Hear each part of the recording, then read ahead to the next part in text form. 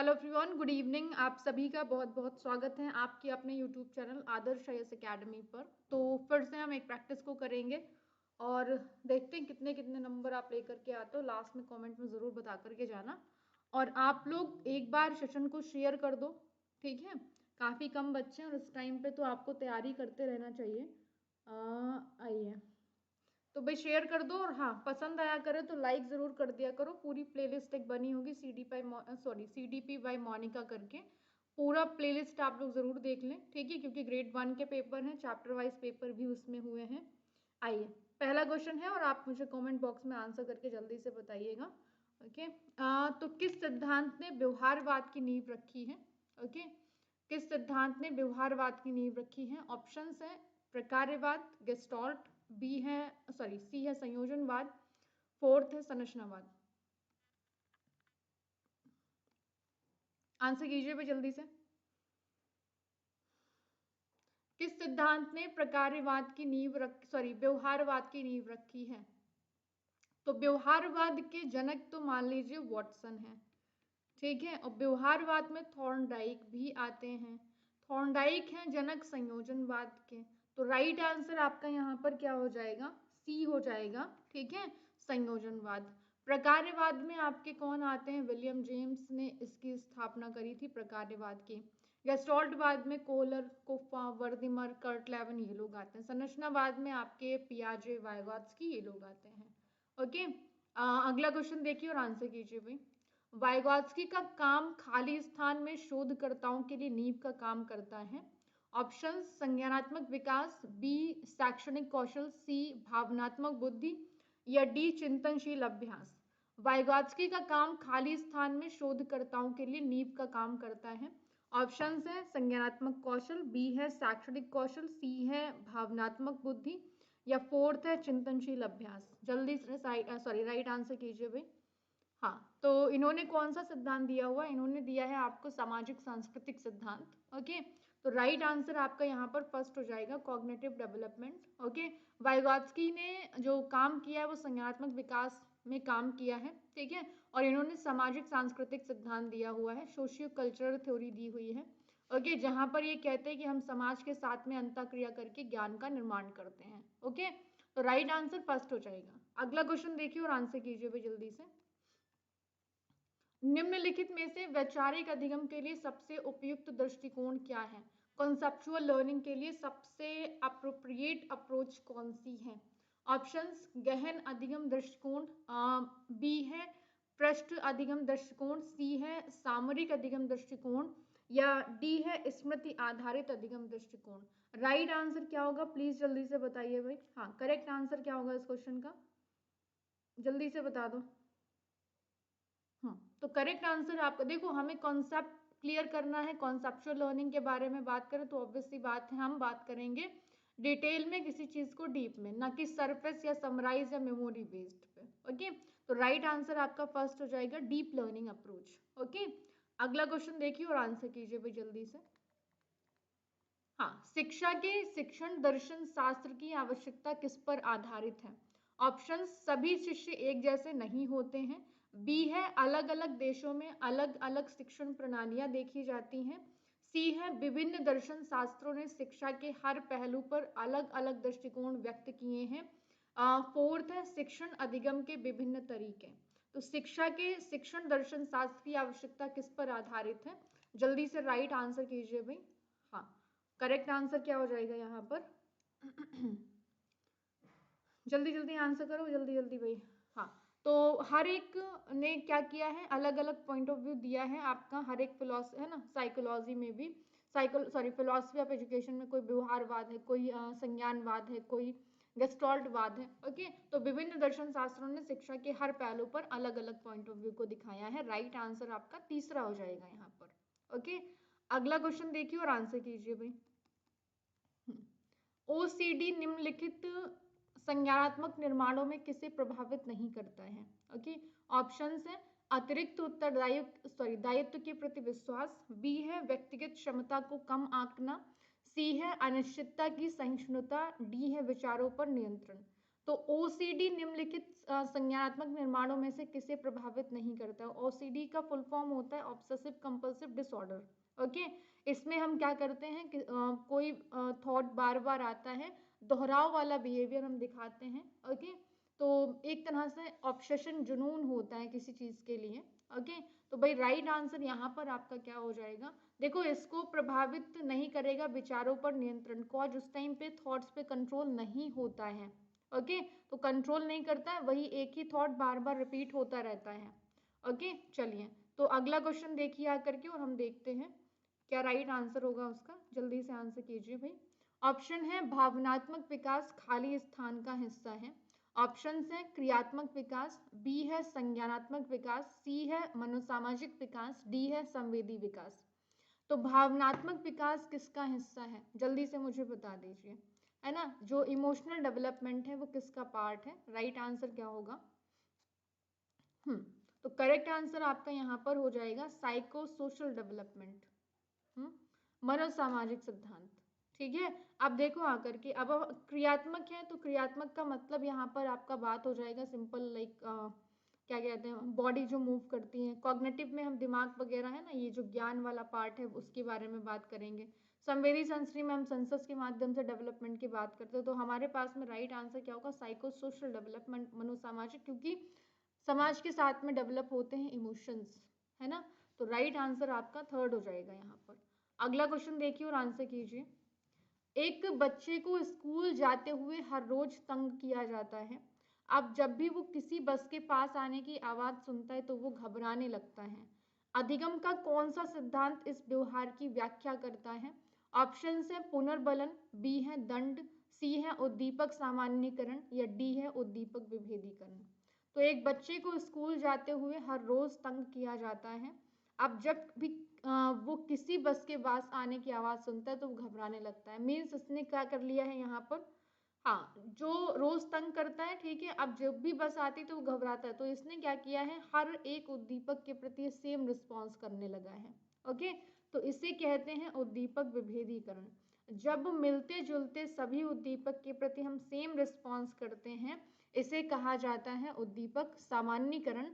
और जब हम क्या करते हैं, अलग अलग व्यवहार करेंगे, तो इसे कहते हैं उद्दीपक विभेदीकरण। ओके, यहाँ पर सिमिलरिटी है, मतलब कि वो सेम रिस्पॉन्स कर रहा है, इसलिए करेक्ट आंसर आपका थर्ड हो जाएगा यहाँ पर। ओके, अगला क्वेश्चन देखिए और आंसर कीजिए भाई। एक बच्चा पहले मंजिल की खिड़की से जमीन पर कूदने के लिए प्रेरित होता है क्योंकि इससे उसे रोमांच देता है। ओके, किस प्रकार के प्रेरणा सिद्धांत इस प्रकार की प्रेरणा का सबसे अच्छा वर्णन करते हैं? एक बच्चा पहली मंजिल की खिड़की से जमीन पर कूदने के लिए प्रेरित होता है क्योंकि इससे उसको मजा आता है। ठीक है, हाँ जी, तो अराउजल थ्योरी है, बी प्रोत्साहन थ्योरी है, या सी ड्राइव थ्योरी है, या इंस्टिंक्ट थ्योरी है। जल्दी से आंसर कर दीजिए, क्या राइट आंसर होगा?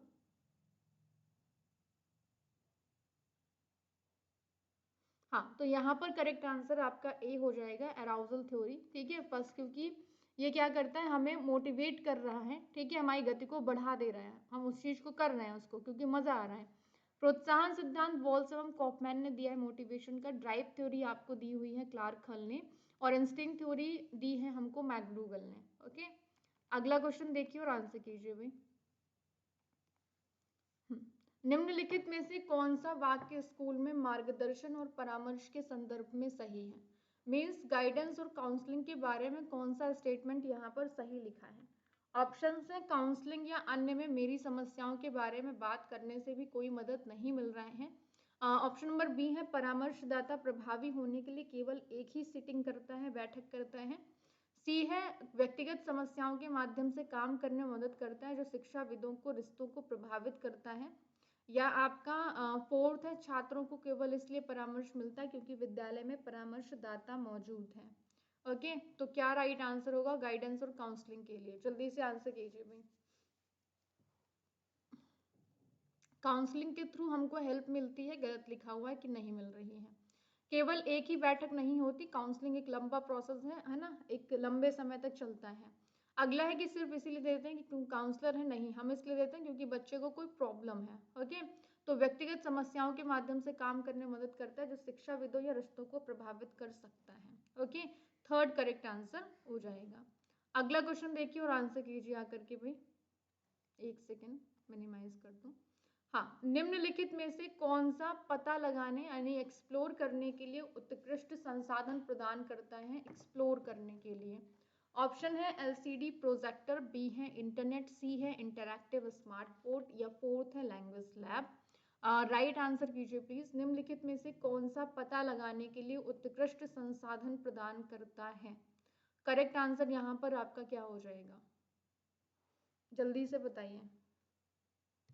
हाँ, तो राइट आंसर इंटरनेट हो जाएगा, बी करेक्ट आंसर होगा, क्योंकि इंटरनेट के थ्रू हम क्या करते हैं, इंटरनेट के थ्रू हम चीज़ों को एक्सप्लोर करते हैं, हम लर्न करते हैं चीज़ों को, हम सीखते हैं। ठीक है, LCD, interactive board, language lab, इनसे हम कुछ चीज़ों को एक्सप्लोर खोजबीन नहीं करते हैं। ओके, टीचिंग एड में आते हैं। करेक्ट आंसर आपका बी हो जाएगा। प्लीज़ क्लास को शेयर कर दीजिए आप लोग। ओके, हाँ जी। अगला क्वेश्चन, और हाँ आप लोग मुझे अनअकैडमी लर्निंग ऐप पर भी फॉलो कर लीजिए। 12 बजे रोज क्लास आपकी होती है, फ्री क्लास होती है। ठीक है, प्रैक्टिस कराती हूँ। बाकी अनअकैडमी प्लस पे पढ़ाती हूँ, तो रेफरल कोड MK200 से आपको मिलता है अनअकैडमी के किसी भी प्लस कोर्स पे डिस्काउंट 10% का। ओके, अगला देखिए आकर के और आंसर कीजिए। प्रसंग और घटनाओं के साथ कौन सी स्मृति जुड़ी होती है? ऑप्शंस हैं दीर्घावधि, बी है प्रासंगिक स्मृति, सी है अर्थ स्मृति, डी है अल्पावधि। प्रसंग और घटनाओं के साथ कौन सी स्मृति जुड़ी होती है? दीर्घावधि, प्रासंगिक स्मृति, अर्थ स्मृति या अल्पावधि। मतलब जो हमारे जीवन में कोई इवेंट हो चुका है कि हम वहाँ गए थे, ये हुआ था, यहाँ गए थे, वो हुआ था। ठीक है, तो यहाँ पर हम किस मेमोरी के बारे में बात कर रहे हैं? हाँ जी, तो राइट आंसर आपका यहाँ पर बी हो जाएगा, एपिसोडिक मेमोरी। ओके, ये एलटीएम का ही एक टाइप है, लॉन्ग टर्म मेमोरी का। अर्थगत स्मृति, इसमें हम किसी चीज़ के अर्थ को स्टोर करके रखते हैं, ये भी एलटीएम मेमोरी का ही टाइप है। दोनों प्रकार बताए हैं किसने? एलटीएम के टुल्विंग ने बताए हुए हैं। दीर्घावधि लॉन्ग टर्म मेमोरी, ठीक है, मिनिमम तो 35 सेकेंड, मैक्सिमम कितने रिटेन कर पाते हैं। शॉर्ट टर्म में हम कितना रिटेन करते हैं, 15 से 20 सेकेंड तक रिटेन कर पाते हैं। ओके, अगला क्वेश्चन देखिए आकर के। एस्थेनिक नामक व्यक्तित्व किसके द्वारा प्रस्तुत किया गया था? एस्थेनिक नामक व्यक्तित्व किसके द्वारा प्रस्तुत किया गया था? ऑप्शन है फ्रायड, बी है शेल्डन, सी है कृष्मर, डी है युंग। तो एस्थेनिक नामक व्यक्तित्व किसके द्वारा प्रस्तुत किया गया था? जल्दी से आंसर कीजिए भाई। राइट आंसर यहाँ पर आपका क्या हो जाएगा? करेक्ट आंसर क्या होगा? कृष्मर हो जाएगा, है ना। हाँ, इन्होंने दिया है आपको एस्थेनिक, साथ ही साथ एक और है एथलेटिक, एक है आपका पिकनिक, एक है डाइसेप्लास्टिक। डाइसेप्लास्टिक, ठीक है, ये 4 प्रकार हैं टोटल कृष्मर में। ओके, शेल्डन ने 3 प्रकार दिए हैं, एंडो, मेजो और एक्टोमॉर्फिक। ठीक है, इन्होंने आपको मनोलैंगिक सिद्धांत दिया है और मनोविश्लेषणात्मक दिया है। युंग ने इंट्रोवर्ट, एक्सट्रोवर्ट और एम्बीवर्ट में इन्होंने, है ना, व्यक्तित्व को डिवाइड किया है। अगला क्वेश्चन देखिए और आंसर कीजिए। थॉर्नडाइक के सिद्धांत के 3 प्राथमिक नियम हैं। ऑप्शंस हैं तत्परता का नियम, अभ्यास का नियम, प्रभाव का नियम। बी है तीव्रता का नियम, सादृश्य का नियम, आत्मसातकरण का नियम। सी है कार्य का नियम, अनुभव का नियम, परिणाम का नियम। या फोर्थ है प्रयोग का नियम, अभ्यास का नियम और अनुप्रयोग का नियम। तो थॉर्नडाइक के सिद्धांत के 3 प्राथमिक नियम कौन से हैं? जल्दी से आंसर कीजिए, सबको ही पता होगा, जल्दी से आंसर करके भी बता दो। हाँ, तो तत्परता का नियम, है ना, ए करेक्ट आंसर होगा। तत्परता का नियम, अभ्यास का नियम, प्रभाव का नियम। ओके, तो थॉर्नडाइक के सिद्धांत के 3 प्राथमिक नियम है। ऑप्शन नंबर 1 आपका करेक्ट आंसर हो जाएगा। ठीक है, अगला क्वेश्चन देखिए आकर के जल्दी से और आंसर कीजिए भी। मिनेसोटा मल्टीफेजिक पर्सनालिटी इन्वेंट्री में निम्न है। ऑप्शन है 400 आइटम से अधिक हैं, बी 500 आइटम से अधिक है, या सी 500 आइटम से कम है, या फोर्थ है 300 आइटम से कम है। मिनेसोटा मल्टीपेजिक पर्सनालिटी MMPI-2 जो संशोधित है उसके बारे में बात कर रहे हैं। तो कितने आइटम है, कौन सा ऑप्शन सही हो जाएगा? हाँ जी, तो करेक्ट आंसर आपका यहाँ पर क्या हो जाएगा, 500 आइटम से अधिक कॉज कितने हैं, 5 6 7 567 आइटम है। ओके, चलिए आंसर करो। जो ओरिजिनल वाला था उसमें कितने आइटम थे, MMPI, ये प्रोजेक्टिव की इन्वेंट्री टेस्ट है।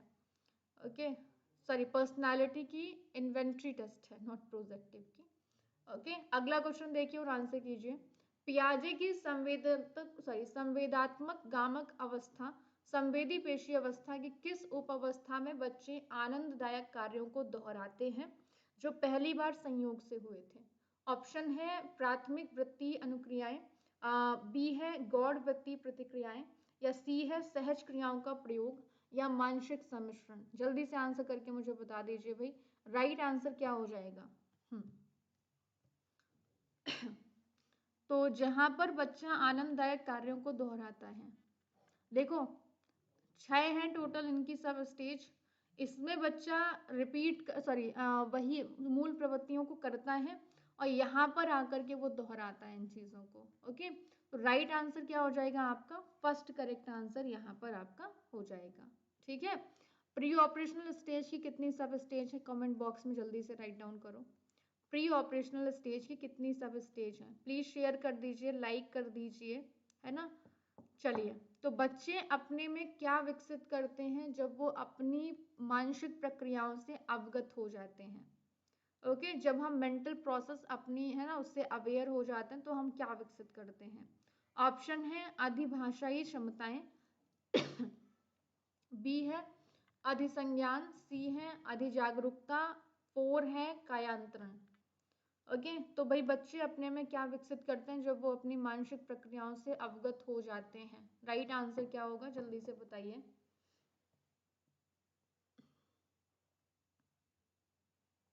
तो करेक्ट आंसर आपका यहाँ पर मेटाकॉग्निशन हो जाएगा। मीन्स जब थिंकिंग अबाउट थिंकिंग, सोचने के बारे में सोचना, हाई लेवल का थिंकिंग प्रोसेस होता है इसमें। ओके, तो राइट आंसर होगा मेटाकॉग्निशन। आप मुझे बताइए कि ये टर्म किसने दी है, इस पद के उद्भव का श्रेय किसको जाता है, तो जॉन फ्लैवेल को जाता है।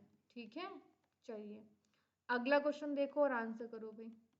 लेखन प्रणाली में सबसे छोटी इकाई क्या है, राइटिंग सिस्टम में सबसे स्मॉलेस्ट यूनिट को हम क्या कहते हैं। ऑप्शन है संज्ञा, क्रिया, स्वनिम या वर्निम।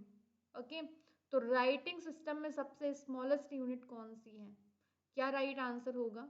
हाँ जी, तो करेक्ट आंसर आपका हो जाएगा यहाँ पर ग्राफेम्स, 4th राइट आंसर होगा। स्वनिम होता है साउंड की सबसे छोटी इकाई, ध्वनि की सबसे छोटी इकाई, लाइक था पा चा, जो मीनिंगलेस होती है। ओके, आइए अगला देखिए आकर के।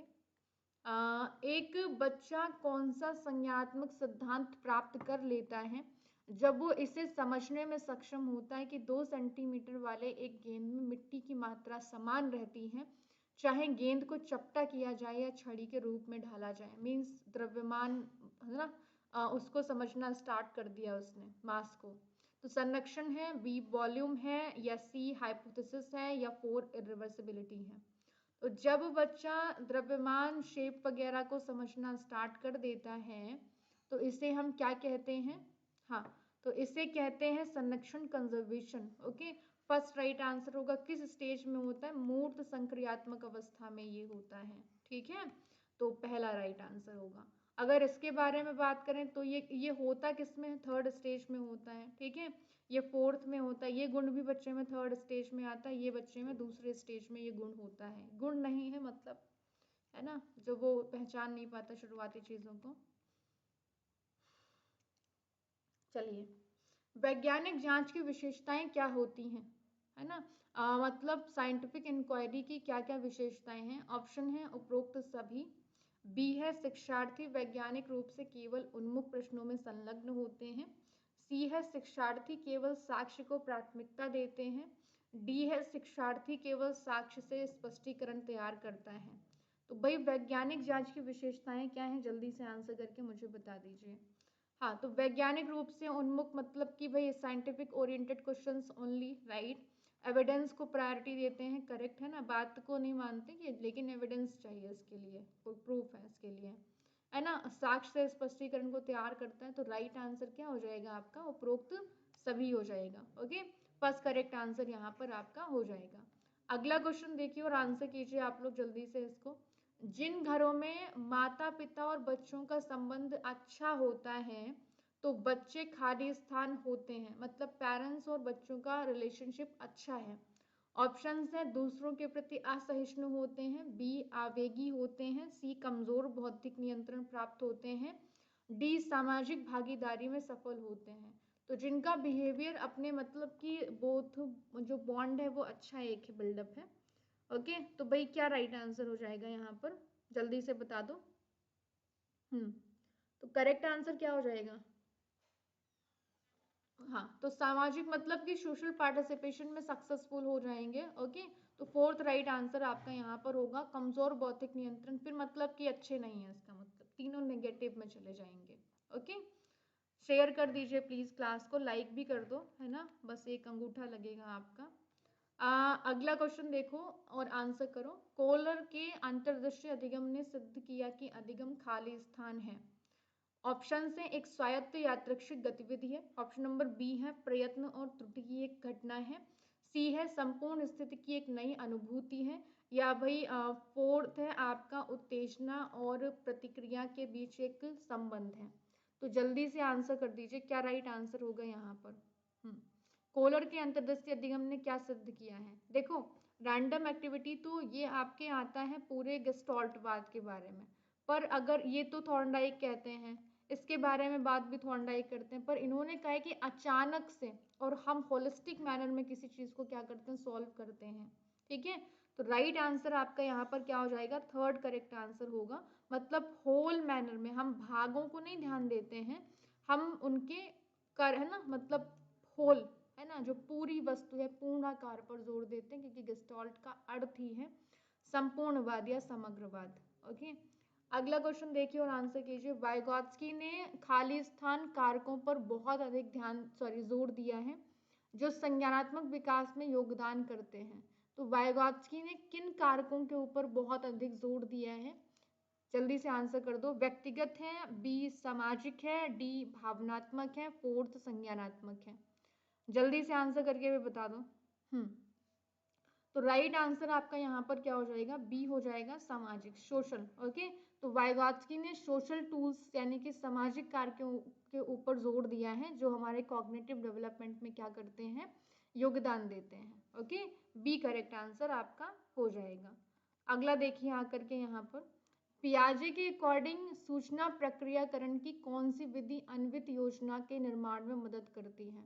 मतलब क्रिएशन ऑफ स्कीमा। ओके, हमारा जो स्कीमा होता है, जो मानसिक संरचना है, उनमें आपको हेल्प करेगी। ऑप्शन है पूछताछ, बी है अभिप्रेरणा, सी है विचार विमर्श, या डी है समंजन। ओके, तो राइट आंसर आपका यहाँ पर क्या हो जाएगा, जल्दी से बता दीजिए।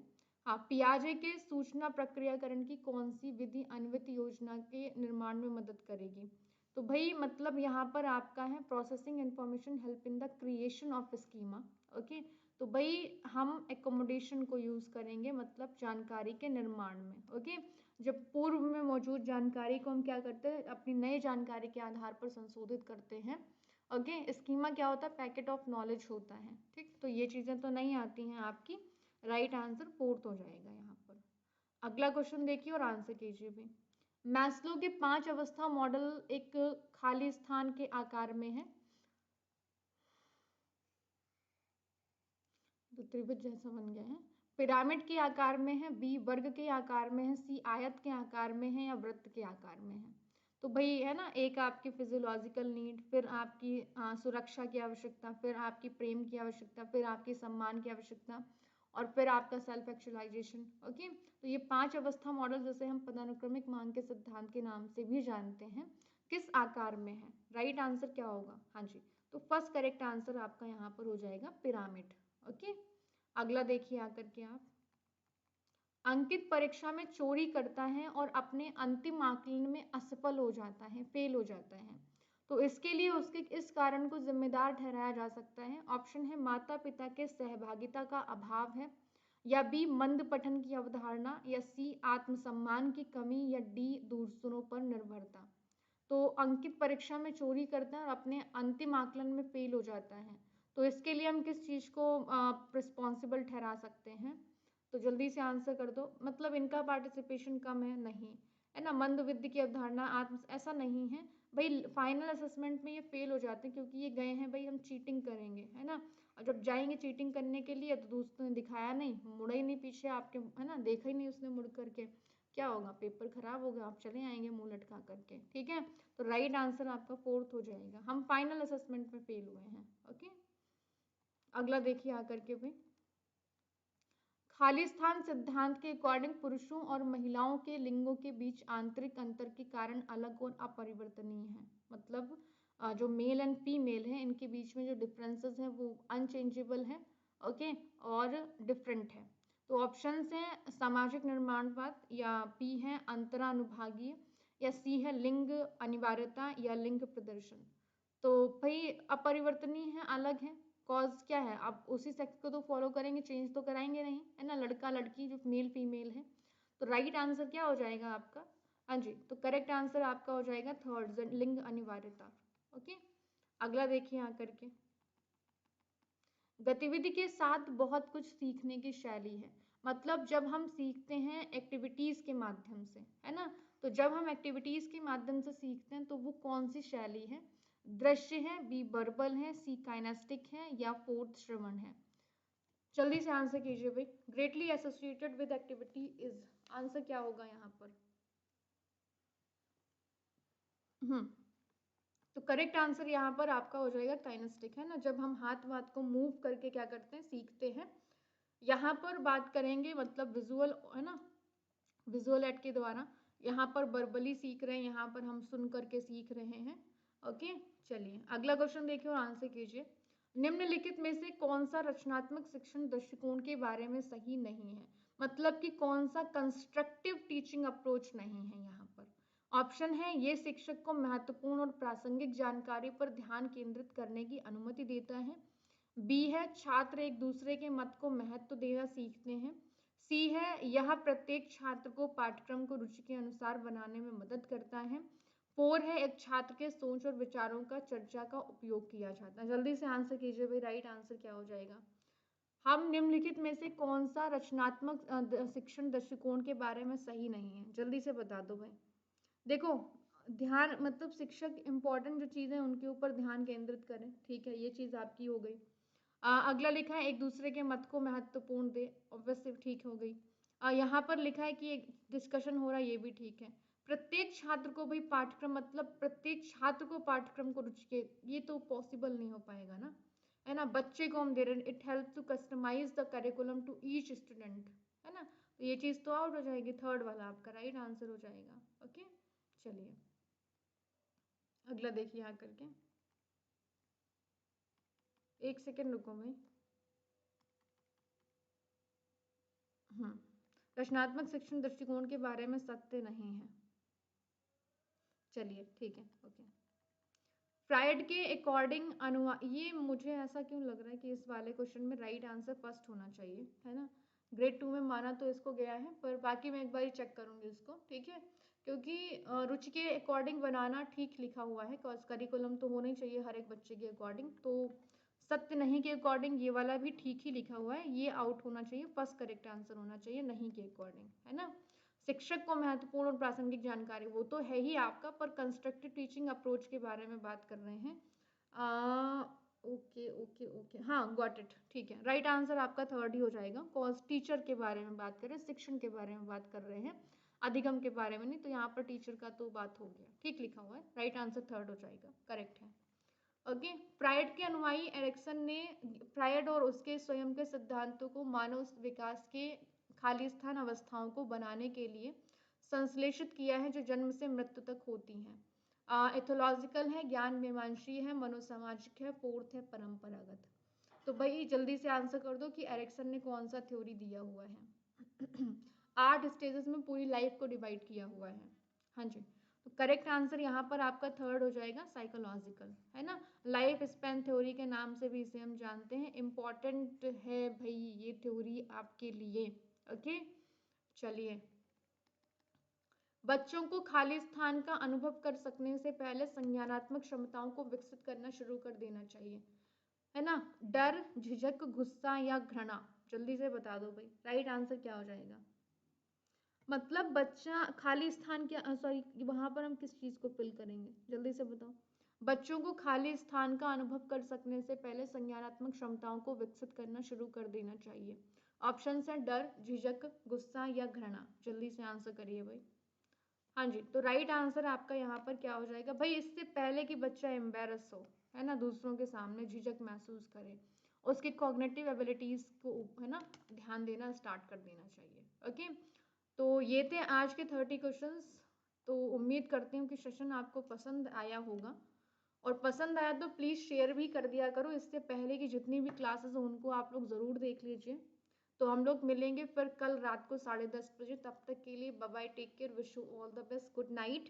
एंड आप लोग सब्सक्राइब ज़रूर कर लें चैनल को, ठीक है। Thank you, bye bye, take care.